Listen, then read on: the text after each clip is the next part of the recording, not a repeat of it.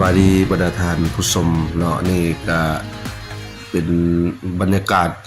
สดๆเนาะของงานพบปะสร้างสรรค์ของบรรดาเกจิอาจารย์หรือว่าศิลปินยุคผู้ดอยเนาะเทคผู้ดอยเมื่อนี้ได้มาเต้าโฮมกันอยู่ที่แขวงขมวนและพร้อมด้วยกันนั้นก็มีทั้งอาจารย์วงดาราเนาะซึ่งว่าเป็นผู้เต้าโฮมศิลปินผู้ดอยนี่แหละได้มาร่วมกันเนาะคาดว่าศิลปินผู้ดอยนี่ถือว่าปัจจุบันนี้ก็ได้อยู่แต่ละแขวงสิเป็นนครหลวงเวียงจันทร์สิเป็นจำปาสักเนาะหลายแขวงมื้อนี้ได้มาเต้าโฮมกันอยู่ที่แขวงขมวนศิลปินเกจิอาจารย์ที่มีสีมือเนาะและมีประสบการณ์สูงดังนั้นรวมถึงมุสโลเนาะทานวันผมแดงเราก็ได้มามุสโลทั้งอาจารย์นาวรจักรนี่ก็มุสโลคือกันแล้วก็พร้อมนั้นมือเบสอาจารย์ไสสนะมือกองทั้งอาจารย์จ้อยแล้วก็มือสโลแล้วก็ทั้งห้องเพลงสากลเนี่ยอาจารย์บุญมณีห้องบันทึกเสียงสอนมอนเนาะถือว่าเป็นห้องบันทึกเสียงที่อันดับประเทศแล้วก็ทั้งแขวงขมวนวังพญานาคของบันทึกเสียงอาจารย์นอสตูดิโอหรือว่าห้องบันทึกเสียงอาจารย์สมใจทาแขกเนาะล้วนแล้วแต่เป็นยุคผู้ดอยทั้งนั้นดังนั้นมื้อนี้หลายๆท่านเนาะจะเป็นศิลปินทั้งหมดนักห้องนักดนตรีโคศกเนาะทั้งอาจารย์สมุทรมุสโลนี่ก็มาเนาะพร้อมนั้นก็เป็นอาจารย์นุกสมัยนักห้องนี่ก็มาแล้วก็ยังมีหลายท่านที่บ่ได้มาร่วมเนาะเนื่องจากว่าติดธุระประปังติดธุรกิจเนาะดังนั้นถือว่ามื้อนี้ในงานพบปะศิลปินผู้ดอยนี่ก็ถือว่า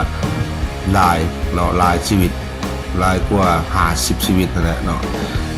ดังนั้นถือว่าจัดอยู่แขวงขมวนในงานพบปะนี้เข้าด้วยกันนั้นยังมีศิลปินรุ่นนมเฉพาะกิโลลูกสีโคตรระดับวันคุณวงศาเนาะถือว่าอยู่ในยุคตอนนั้นต่อมาเนาะแล้วก็พร้อมด้วยกันนั้นก็ยังมีหลายบรรดาอาจารย์เกจิอาจารย์ที่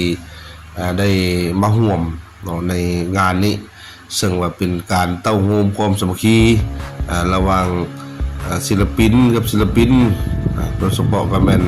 ผู้ที่เคยคุกคีหรือว่าใช้ชีวิตร่วมกันนี่แหละเนาะถือว่าเปรียบเหมือนญาติพี่น้องเดียวกันที่ว่าเคยอาศัยอยู่ร่วมกันด้วยบรรยากาศของความบันเทิงนี้โดยเฉพาะก็เป็นเทคผู้ดอยเทครักษามนี่แหละเนาะมื้อนี้ได้มาสามัคคีกันม่วนซื่นกันโดยเฉพาะคำแม่นเป็นงานเลี้ยงน้อยๆนึง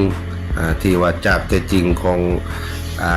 บรรดาศิลปินโดยเฉพาะก็เป็นการเต้าโฮมของอาจารย์น้อยสตูดิโออาจารย์สมหมายสยวงศ์แล้วก็อาจารย์วงดาราเนาะซึ่งว่าอยู่ในยุคผู้ดอยเนาะยุคเทคผู้ดอยดังนั้นถือว่ามฮอดปัจจุบันนี้ถึงว่า30กว่าปีแล้วก็ตามแต่ว่าบรรดาอาจารย์เหล่านี้เกจิอาจารย์เหล่านี้ก็ยังสุขภาพแข็งแรงเนาะแล้วก็ยังสามารถรับใช้สังคมทางด้านความบันเทิงคือเก่าเนาะดังนั้นภาคส่วนต่างๆทางภายในและต่างประเทศเนาะอยากจะนำเอาบรรดาอาจารย์เกจิอาจารย์ศิลปินดังกล่าวนี้ไปรับใช้งานสังคมก็สามารถประสานมาได้ทางดีเจขวัญเนาะสถานีวิทยุกระจายเสียงแขวงขมวนก็ได้เนาะจะเป็นงานเลี้ยงงานสังสรรค์งานไมตรีอนุบุญหรือว่างานประเภทนี้เนาะอยากได้นักเสพที่มีสีมือไปรับใช้บริการก็สามารถประสานมาได้ทางเบอร์แอปเนาะเพราะในกรณีก็บรรดาอาจารย์เหล่านี้เนาะถึงมามีห้องบันทึกเสียงได้ผลิตเพลงต่างๆนี่แหละเนาะดังนั้นถือว่าสามารถประสานได้ ที่ทางนครหลวงก็มีหลายๆอาจารย์มือสโลเนาะโดยเฉพาะก็แม่นทานวันผมแดงมือสโลระดับประเทศอาจารย์แก้วลูซี่บ่ต่างๆเนาะยังมีหลายอาจารย์ที่บ่ได้มาก็มี